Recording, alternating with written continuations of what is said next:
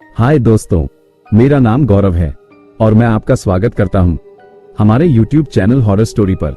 दोस्तों, आज हम आपके लिए एक ऐसी कहानी लेकर आए हैं जो आपके रोंगटे खड़े कर देगी। अगर आप भी डर और रहस्यमय कहानियों के शौकीन हैं तो ये कहानी आपको बिल्कुल भी मिस नहीं करनी चाहिए। तो बिना देर किए चलिए शुरू करते हैं। राहुल की नजर डैशबोर्ड पर लगी घड़ी पर पड़ी। रात के 11:30 बजे थे। पिछले शहर में एक जरूरी मीटिंग खिंच गई थी और अब वह अपने घर लौटने के लिए इस सुनसान ग्रामीण रास्ते पर अकेला गाड़ी चला रहा था। चारों तरफ घना अंधेरा था। सिर्फ कार की हेडलाइट्स ही सड़क के किनारे उगे ऊंचे ऊंचे पेड़ों और झाड़ियों को रोशन कर रही थी। हवा में सन्नाटा और ठंडक थी। रेडियो पर आवाजें भी बंद हो चुकी थी। सिर्फ सिग्नल की खड़खड़ाहट की आवाजें आ रही थी। अचानक हेडलाइट्स की रोशनी में सड़क के किनारे एक आकृति नजर आई। धीरे धीरे करीब आने पर पता चला कि एक बूढ़ी औरत खड़ी थी। उसने धीरे से हाथ हिलाकर लिफ्ट मांगी। राहुल के मन में पहले तो झिझक हुई, यहाँ इतनी रात को, लेकिन उसकी उम्र और अकेलेपन को देखकर उसे दया आ गई। उसने कार रोक दी। बेटा, मुझे बस आगे जाना है। इस सड़क पर जो आखिरी मकान है वो मेरा है, मुझे बस वहीं तक छोड़ दो। औरत ने धीमी कंपकंपाती आवाज में कहा। उसने कार का पिछला दरवाजा खोला और धीरे से बैठ गई। राहुल ने गाड़ी आगे बढ़ाई। शुरुआत में सब शांत रहा। राहुल ने रियरव्यू मिरर में झांका। औरत खिड़की से बाहर अंधेरे को घूर रही थी।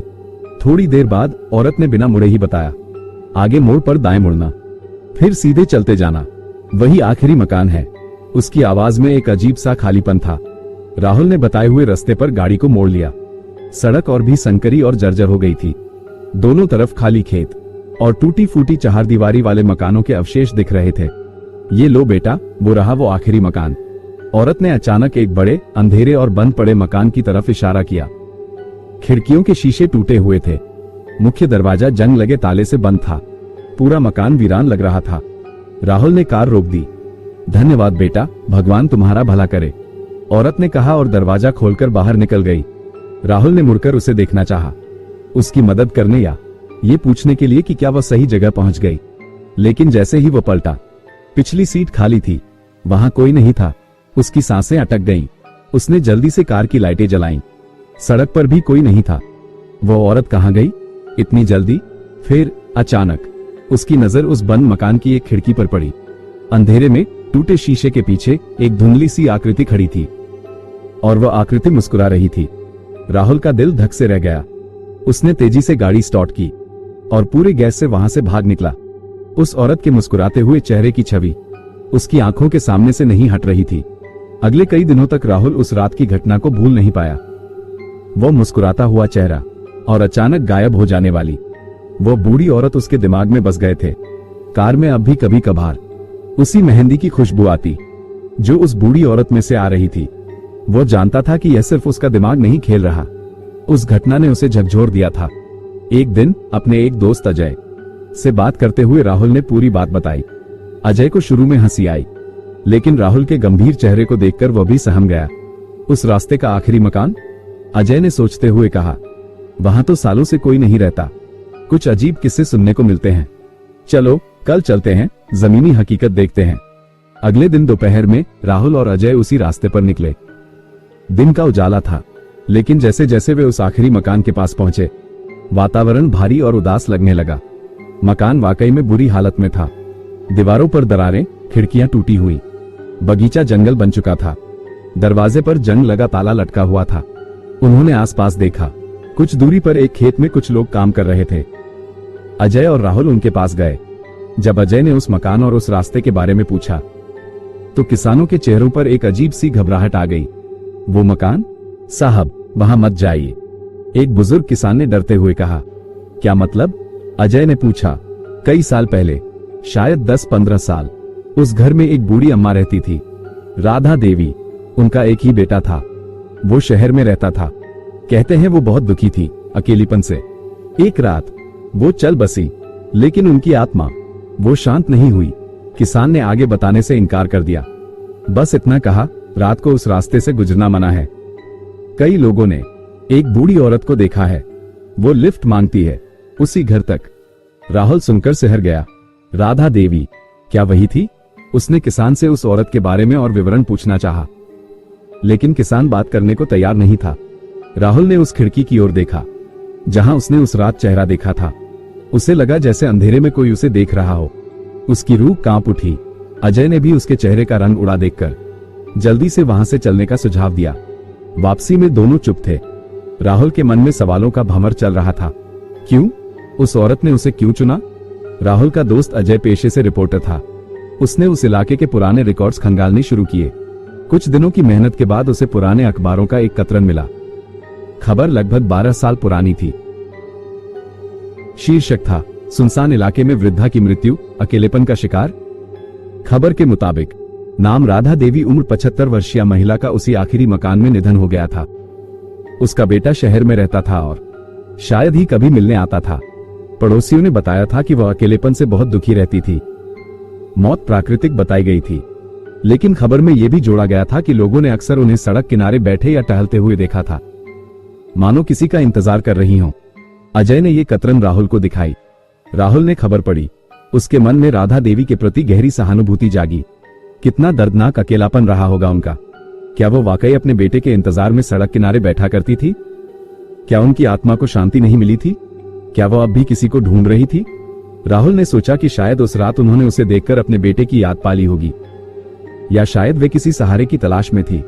लेकिन अजय ने चेतावनी दी, सुन राहुल, मुझे भी दया आती है उनकी कहानी सुनकर, लेकिन जो बातें गांव वाले कहते हैं कि जिसे भी वो औरत अपने घर तक ले जाती है उसके साथ कुछ बुरा होता है। कुछ लोग बीमार पड़ गए, किसी की दुर्घटना हो गई। ये सब अंधविश्वास हो सकता है, लेकिन तू सावधान रह। उस मकान के पास मत जाना, उन्हें भूल जाने में ही तुम्हारी भलाई है। राहुल ने अजय की बात सुनी, लेकिन उसका मन भारी था। उसे लगा जैसे उसने राधा देवी को एक वादा किया था, उन्हें उनके घर पहुंचाने का। पर क्या वह वादा पूरा हुआ था? क्या वो सिर्फ उन्हें घर के बाहर छोड़कर भाग आया था? उसके मन में उस खिड़की पर खड़ी मुस्कुराती आकृति की याद ताजा हो गई।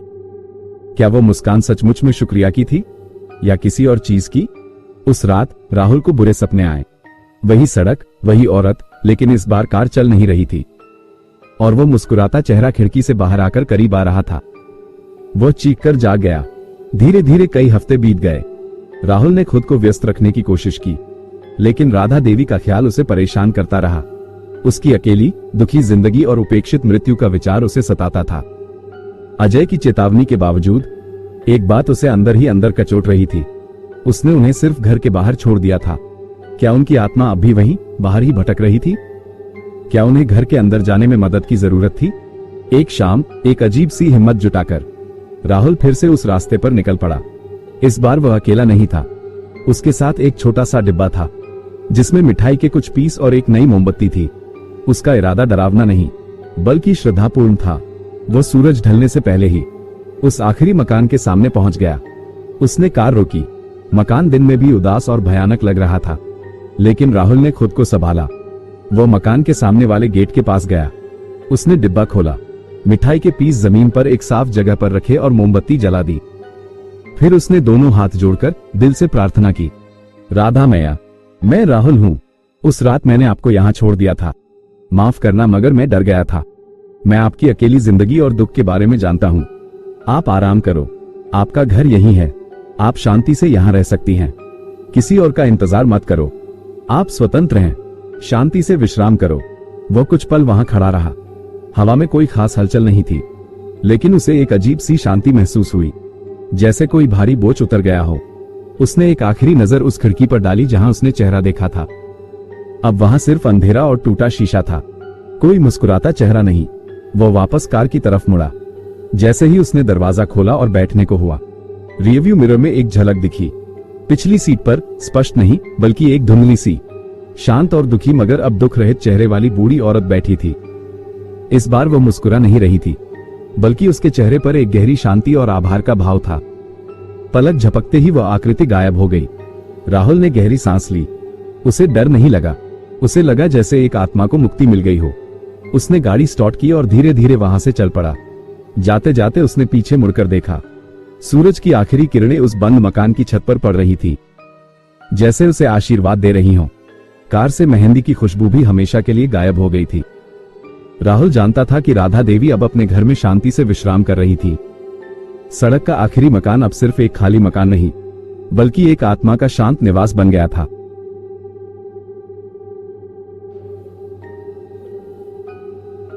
तो दोस्तों, ये थी आज की कहानी। कैसी लगी यह कहानी आपको?